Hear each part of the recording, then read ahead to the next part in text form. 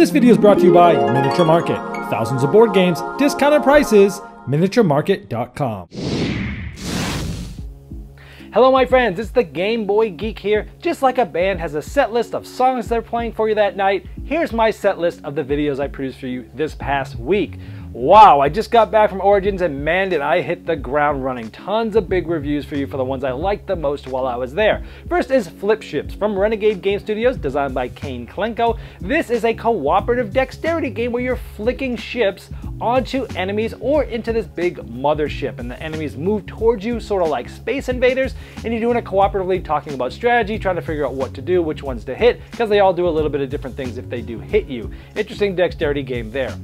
I looked at Attack on Titan: The Last Stand, the latest from Anton Bauza, who did 7 Wonders, and Ludovic Maublanc, who has done a lot of amazing games, Cash and Guns, Terror Maple City, and a lot of the Mr. Jack games with Bruno Cathala and many more.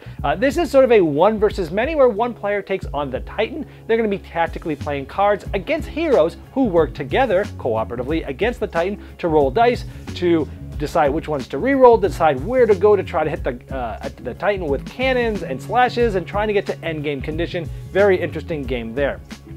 I took a look at 878 Vikings from Academy Games. This is the latest in their series, similar to 1775 Rebellion and 1754 Conquest that just came out, and this one is the most different from all of them. Uses the same similar system, but man did they ratchet up the asymmetry in this game. It's very different, very interesting, so check this one out. This is sort of the beginner war game series, but this one's probably the most complicated of all of them, but it's still very good and still not too hard to figure out right away. The next one is Sentient. This is another one from Renegade Game Studios from J. Alex Cavern. He's the one that did World Sphere 1893 and Gold West.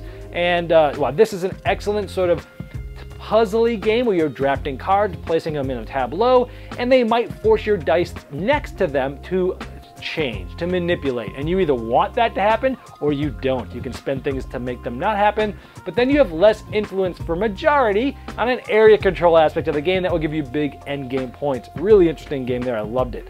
And the last one for the week was Fox in the Forest, and this is from Renegade Game Studio. This is a 2-player trick-taking game. That's it, 2 players, but it's awesome. It is amazing. The scoring is what really makes this game, where you either want to get very little amount of tricks or just the right amount of tricks, and the way that the scoring slides with just 2 players makes it work incredibly well. There's also special ability cards where you could say lose one on purpose, but then you get to gain control of leading the next trick, and a lot of other interesting things like that. I highly recommend if you like trick-taking games. Great for 2 players. Also did a contest for Miniature Market. It's still going on now through next Friday.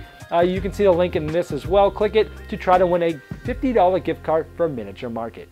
This video was sponsored by Miniature Market's Review Corner. The Review Corner features podcasts, video, and written game reviews by gamers for gamers. Miniature Market, the online gaming superstore. Thousands of board games, discounted prices. Check them out at miniaturemarket.com.